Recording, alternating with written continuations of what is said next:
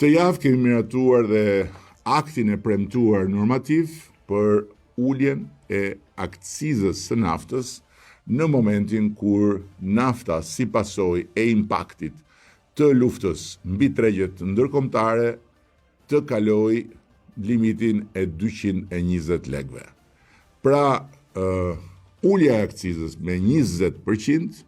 është një masë që hyn në fuqi me njëherë kur çmimi i naftës kalon 220 lekë për litër dhe ai benzinës 200 lekë për litër. Këto pragje janë paracaktuar për të garantuar një ndërhyrje të drejtë dhe të balancuar në raport me zhvillimet e tregut, të cilat janë zhvillime që ne nuk i kemi në dorë,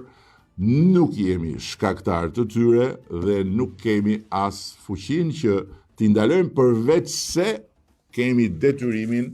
që t'i trajtojmë në funksion të amortizimit të goditjes së menjëhershme mbi konsumatorët, pa cënuar nga ana tjetër stabilitetin e financave publike në një kohë kur pasiguria në tregjet ndërkombëtare mbetet e lartë dhe po aq edhe dinamike. Masa do të mbetet në fuqi deri në stabilizimin e plotë të situatës ndërkombëtare, ndërsa bordi i transparencës që është vënë në lëvizje do të mbetet garant i çdo zhvillimi në tregjet globale për të reflektuar menjëherë në mënyrë të drejtë dhe të verifikueshme atë çka duhet ndodhë në tregun vendas. Ky është një reagim i duhur, i matur, në kohë, që garanton vendimmarrje të shpejta, që mishuron përgjegjësi të plotë dhe që do të bëjë të mundur që qytetarët, drejtuesit e automjeteve, të mos abuzohen